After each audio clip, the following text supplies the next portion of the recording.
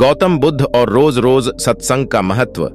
प्राचीन काल में एक छोटे से गांव के पास एक शांत जंगल में गौतम बुद्ध अपने शिष्यों के साथ ठहरे हुए थे। बुद्ध जहां भी जाते लोग उनकी शिक्षा सुनने के लिए दूर दूर से आते थे। उनकी वाणी लोगों के जीवन में शांति और समझ लाती थी। सत्संग से असंतुष्ट एक व्यापारी उस गांव में एक धनवान व्यापारी रहता था जिसका नाम विजय था। विजय का जीवन धन दौलत से भरा हुआ था, लेकिन वह भीतर से अत्यंत अशांत और बेचैन था। उसने सुना कि बुद्ध गांव में आए हैं और हर दिन प्रवचन देते हैं। एक दिन विजय बुद्ध के पास पहुंचा और पूछा, भगवान, आपके सत्संग में इतने लोग आते हैं, वे रोज रोज क्यों आते हैं? क्या एक बार सुन लेना पर्याप्त नहीं है? मुझे यह समझ नहीं आता कि बार बार सत्संग में आने का क्या लाभ है। बुद्ध ने विजय को ध्यान से देखा और मुस्कुराते हुए कहा, विजय, तुम एक सफल व्यापारी हो। कल सूरज उगने से पहले मेरे पास आना, मैं तुम्हारे सवाल का उत्तर दूंगा। पानी का पात्र और मिट्टी की धूल। अगले दिन विजय सुबह सुबह बुद्ध के पास पहुंचा। बुद्ध उसे पास के तालाब के किनारे ले गए। वहां उन्होंने विजय से कहा, यह पात्र लो और इस तालाब से पानी भरकर लाओ। विजय ने पात्र लिया और तालाब से पानी भर लाया। बुद्ध ने कहा, अब इस पानी को वापस तालाब में डाल दो और फिर पात्र को साफ करो। विजय ने वैसा ही किया। बुद्ध ने पूछा, पात्र में क्या रह गया? विजय ने उत्तर दिया, कुछ भी नहीं भगवान। बुद्ध मुस्कुराए और बोले, अब पात्र को यहां जमीन पर रख दो। विजय ने पात्र जमीन पर रख दिया। धीरे धीरे हवा में उड़ती धूल और मिट्टी पात्र में गिरने लगी। कुछ देर बाद पात्र गंदा हो गया। बुद्ध ने विजय से कहा, अब इस पात्र को फिर से धोकर लाओ। विजय ने पात्र को धोया और बुद्ध के पास लाया।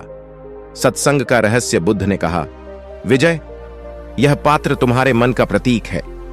जब तुम सत्संग सुनते हो, तुम्हारा मन साफ और स्थिर हो जाता है, जैसे यह पात्र।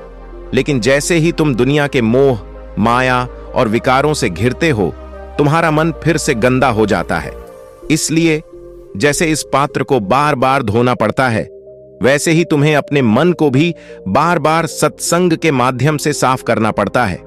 विजय ने पूछा, भगवान, लेकिन क्या सत्संग सुनने से जीवन की सभी समस्याएं हल हो जाती हैं? बुद्ध ने उत्तर दिया, सत्संग समस्याओं को जादू से हल नहीं करता। यह तुम्हें सही दृष्टि और समझ देता है।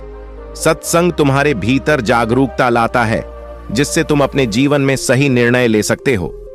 यह तुम्हें दुख और अशांति के कारणों को पहचानने और उनसे मुक्त होने का मार्ग दिखाता है। सत्संग की तुलना भोजन से बुद्ध ने आगे कहा, विजय, जैसे तुम्हारे शरीर को हर दिन भोजन की आवश्यकता होती है, वैसे ही तुम्हारे मन को भी हर दिन सकारात्मक विचारों और ज्ञान की आवश्यकता होती है। यदि तुम लंबे समय तक भोजन नहीं करते तो शरीर कमजोर हो जाता है।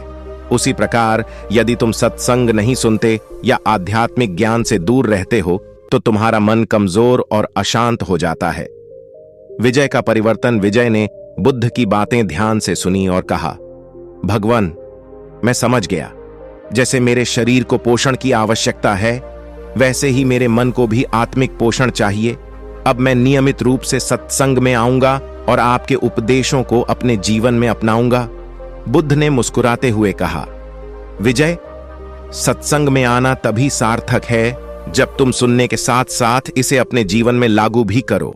यह केवल सुनने का नहीं, बल्कि अभ्यास और आचरण का मार्ग है। इस प्रकार विजय ने अपने जीवन में सत्संग को अपनाया और धीरे धीरे उसके मन की अशांति समाप्त हो गई। सत्संग का महत्व। यह कहानी हमें सिखाती है कि सत्संग केवल प्रवचन सुनने का माध्यम नहीं है, बल्कि यह आत्मा को पोषण देने और मन को शुद्ध करने का साधन है। जैसे शरीर को ताजगी के लिए हर दिन स्नान और भोजन चाहिए, वैसे ही आत्मा को शांति और ज्ञान के लिए सत्संग चाहिए। सत्संग हमें सही मार्ग दिखाता है, लेकिन उस मार्ग पर चलना हमारी जिम्मेदारी है।